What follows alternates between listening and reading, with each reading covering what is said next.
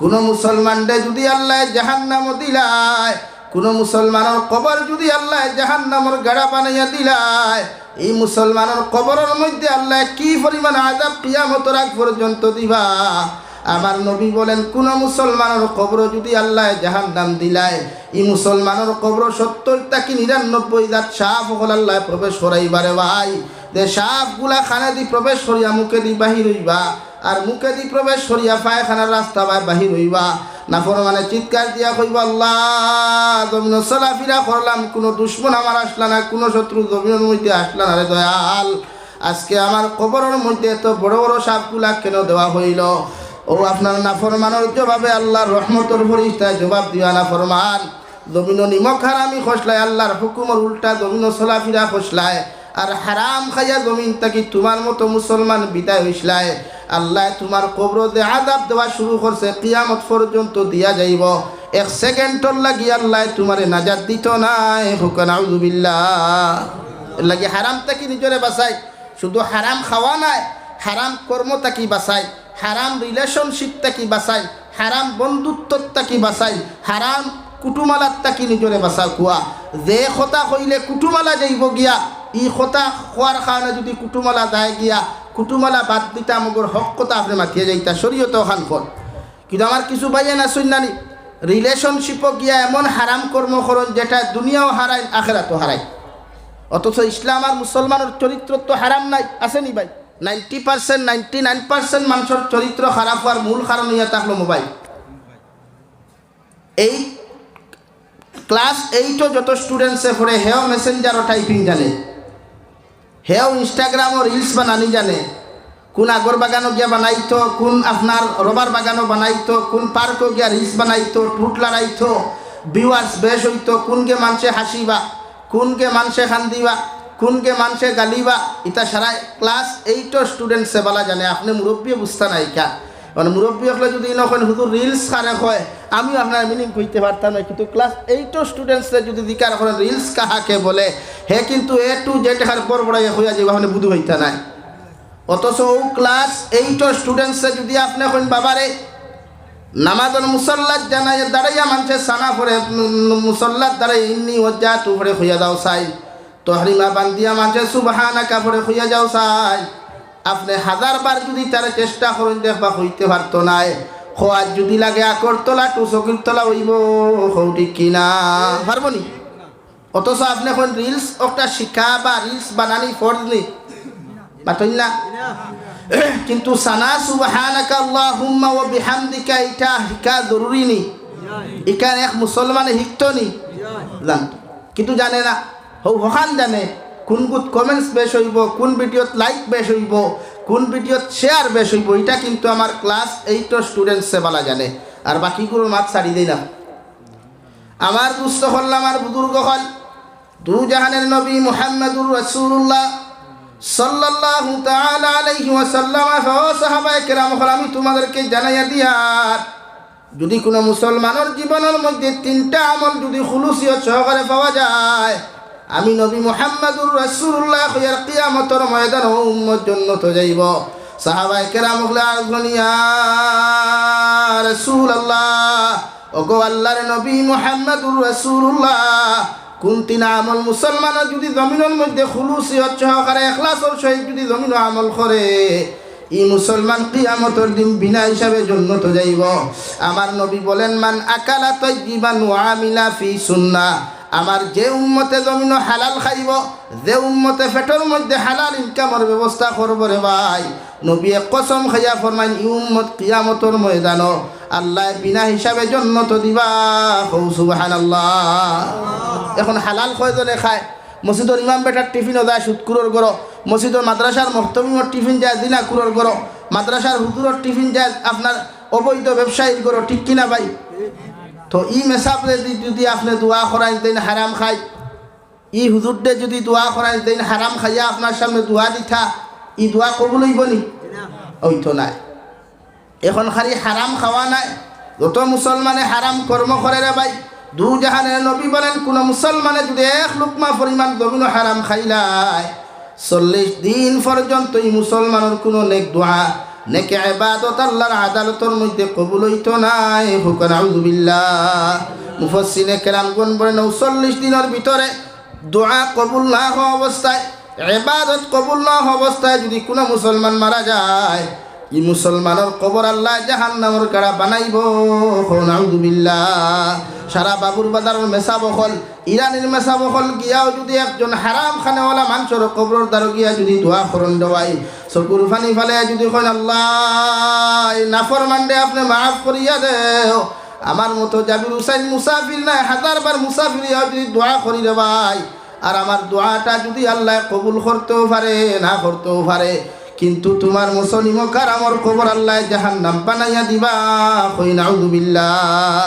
সাহাবায়ে কেরাম ওগলে ফরমান ইয়া রাসূলুল্লাহ, কোন মুসলমানরে যদি আল্লাহ জাহান্নাম দিলায়, কোন মুসলমানের কবর যদি আল্লাহ জাহান্নামের গাড়া বানাইয়া দিলায়, এই মুসলমানের কবরের মধ্যে আল্লাহ কি পরিমাণ আযাব কিয়ামতের আগ পর্যন্ত দিবা। আমার নবী বলেন কোন মুসলমানের কবর যদি আল্লাহ জাহান্নাম দিলায়, এই মুসলমানের কবর 70 থেকে 99 জাত সাপ হল আল্লাহ প্রবেশ করাইবারে ভাই। যে সাপগুলা খানে দি প্রবেশ করিয়া মুখে দি বাহির হইবা, আর মুখে দি প্রবেশ করিয়া পায়খানার রাস্তা বাহির হইবা। নাফরমানে চিৎকার দিয়া কইবা আল্লাহ জমিন চলাফেরা করলাম, কোনো দুশ্মন আমার আসলা না, কোনো শত্রু জমিনের মধ্যে আসলা না রে দয়াল।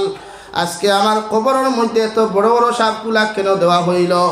ও আপনার নাফরমানের জবাবে আল্লাহর রহমতের ফরিস্তায় জবাব দিয়া নাফরমান জমিন নিমক হারামি খসলায়, আল্লাহর হুকুমের উল্টা জমিন চলাফেরা খসলায়, আর হারাম খাইয়া জমিন তাকি তোমার মতো মুসলমান বিদায় হইসলায়। আল্লাহ তোমার কবর দে আযাব দেওয়া শুরু করছে, কিয়ামত পর্যন্ত দিয়া যাইব। 1 সেকেন্ডর লাগি আল্লাহ তোমারে নাজাত দিত নাই। হুকুন আউযুবিল্লাহ।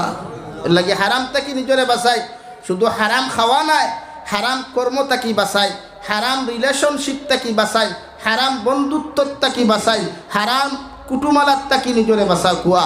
যে কথা কইলে কুটুমালা যাইব গিয়া, ই কথা খোয়ার কারণে যদি কুটুমালা যায় গিয়া, কুটুমালা বাদ দিতা মগর হক কথা আপনি মাতিয়ে যাইতা শরীয়ত ওখান ফল।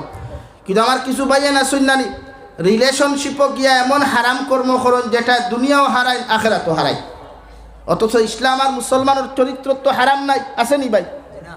ইসলাম আর মুসলমান সাহাবায়ে কেরাম তো আপনি আইম্মা মুস্তাহিদিন হলর জীবনও কোনোদিন হারাম আপনি তুকাইয়া পাইতা নাই। এরা জীবনে হারাম কি জিনিস বুঝছে না, অথচ আমার বাড়ির ফুয়াটা কি লইয়া ফুরিতা কি লইয়া এরা হারাম কি জিনিস বুঝলে বুঝক মগর হিটা বুঝে, যেটা শরীয়তে চূড়ান্ত পর্যায়ে হারাম বা জিনা করিয়া থইছে। এর লাগে আখলাক আপনি ঠিক করতা, চরিত্র ঠিক করতা। মুমিনের সর্বপ্রথম খাম তার চরিত্র ঠিক করে লইত। আমার চরিত্র কতখান আছে আজকাল বর্তমান যে সমাজ আছে, আমরা গোটা সিলটি মাতলেওয়ালা মানুষের কথা হইয়া ও যে পরকিয়া প্রেম এগু আসেনি, পরকিয়া বুঝুননি আপনারা? বুঝুন না নি? হ্যাঁ, ও বাইসাবর বউ হৌ বাইসাবে লইয়া যার ইটা ইটাত আসেনি? হ্যাঁ, ইটা কিন্তু গরম, ই মার্কেট কিন্তু গরম। দুনিয়ার সব মার্কেট ডাউন হইলে মগর ই মার্কেট ভাই গরম না ঠান্ডা? হ্যাঁ, এখন ই বাইসাবর বউ হি বাইসাবে নিত কিতার লাগি, ই বাইসাবে থান থান গোড়ালিরে তাই কন্ট্রোল করতে পারছই না, আর বলিনে তো সুযোগ পাইছই। এর লাগি শরীয়তে আপনারে আখলাক ঠিক করতে গিয়ে অন্য আরেক হুকুম দিছে, মাতিয়ার বেজার হইতে না তো। কুরআনে কারীম আল্লাহ তাআলা বলেন ইয়া আইয়ুহান নাস ইত্তাকু রাব্বাকুমুল্লাযী খালাকাকুম মিন নাফসিন ওয়াহিদা। ও দুনিয়ার মানব জাতীয় হল আমি আল্লাহ তোমাদেরকে জানাইয়া দিয়ার, তোমরা আমি আল্লাহরে ডরাও, আমি আল্লাহরে জমিন ভয় করো, আমি আল্লাহরে তোমরা জমিন পরিমাণ জমিন ডরাও, যে পর্যন্ত ডরাইলে গুনাহ করা সম্ভব হইত নাই। কারণ আমি আল্লাহ তাআলা সর্বপ্রথম তোমাদের বাবা এবং দাদা হযরত আদম আলাইহিস সালাতু ওয়াস সালাম রে সৃষ্টি করলাম। এরপরে আদম আলাইহিস সালামর বাম সাইডর সবচাইতে দুর্বল তেড়া হাড্ডি যেটা, পাজরের তেড়া হাড্ডি যেটা রে ভাই, ও দাকিত তাকিয়া তোমাদের মা এবং দাদি হযরতে হাওয়া আলাইহাস সালাম এনরে আমি আল্লাহ সৃষ্টি করলাম। হুকা সুবহানাল্লাহ। হযরতে আদম রে আল্লাহ সারার আগে বানাইছই মাটি দিয়া, কিতা দি ভাই? আমরা রে আল্লাহ মাটি দি বানাইলো। আরে খায়াত কুরআনে কারীমর 30 নম্বর পারা সূরা আলাক খলাকাল ইনসানা মিন আলাক, আমি আল্লাহ ইনসান জাতিরে সৃষ্টি করছি নাপাক অপবিত্র ফারিক তাকিয়া, যেটা আমরা সারাই জানি। কিন্তু আপনি না পাক অপবিত্রতা কি ফানিটা কি সৃষ্টি করলেও আপনার আমার মূল ইয়া থাকলো মাটি। হোক সুবহানাল্লাহ।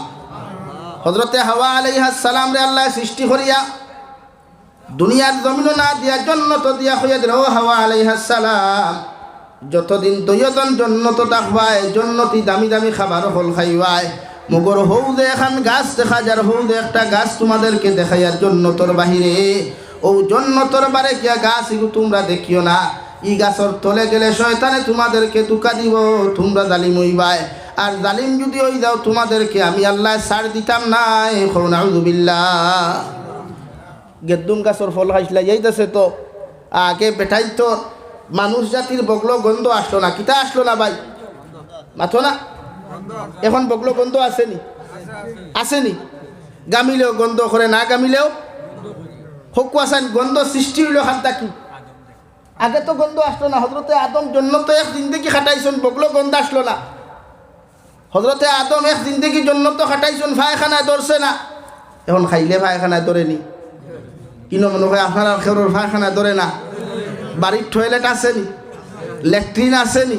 হ্যাঁ, হজরতে আদম রে, হজরতে হাওয়া আলাইহিস সালাম রে শয়তানে জিব্রাইলের রূপ ধরিয়া দুঃখা দিলাইল, হইল ইনো বইয়া কিতা করতায় জন্নতর খানি খাইয়া তুতলো হইয়া হারছে। হোক গাছ গুজ যাও না, গাছর ফল অসুন খাও, খাইলে মজা পাইবাই, দুঃখা দিলাইছে না। এর লাগে আজ খাই বেটিন তোর দিল নরম করতিকে বেটিনতে মানুষের দুঃখা বেশ দেই, আর যতটা রিলেশনশিপ ফুয়াইতে দুকা খাই, পয়লা ফুরিনতে দুকা দেন, এর বাদে ফুয়াইতে খাই। মাথান রাইট মাতিলাম নি ইয়ং যুবক হল ওইখানে ঠিক কইবা খান তোমার ধান থায় থো।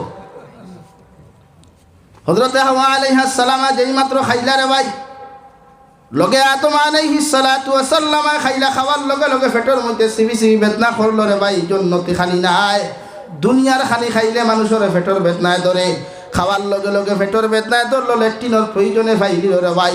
অথচ এক জিন্দেগি হজরতে আদম জন্নত তাকলা, জীবনে ল্যাট্রিনের প্রয়োজন হয় নাই। যেই মাত্র দুনিয়ার ফলটা পেটের মধ্যে ঢুকাইলা, আল্লাহর নাজাসতে দেখা দিল। নাউযুবিল্লাহ। পেটো বেদনায় ধরি লাইছে, হজরতে আদমর ল্যাট্রিনে ধরছে। এখন জন্নতর ভিতরে ল্যাট্রিন করা যাইব নি ভাই? যাইব নি?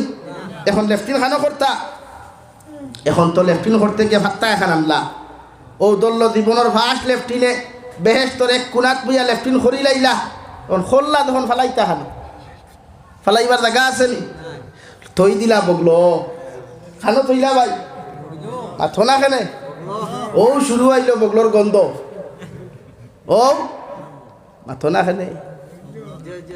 এর আগে গন্ধ আসতো না। এর লাগি কিয়ামতর দিন দেখবা হযরতে আদম আলাইহিস সালাতু ওয়াস সালাম তাকি লইয়া নবী ঈসা পর্যন্ত কোন নবীর সুপারিশ আল্লাহ গ্রহণ করতো না।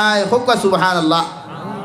এখন উম্মত জন্য তো যাইতা কিলা একমাত্র দুজাহানের নবী মুহাম্মদুর রাসূলুল্লাহ সাল্লাল্লাহু আলাইহি ওয়াসাল্লাম আপনার আমার লাগি সুপারিশ করবা, আর এই সুপারিশের চাবি থানে দেব হইব, জন্নতর চাবি হযরতে মুহাম্মদুর রাসূলুল্লাহর হাতে দেব হইব।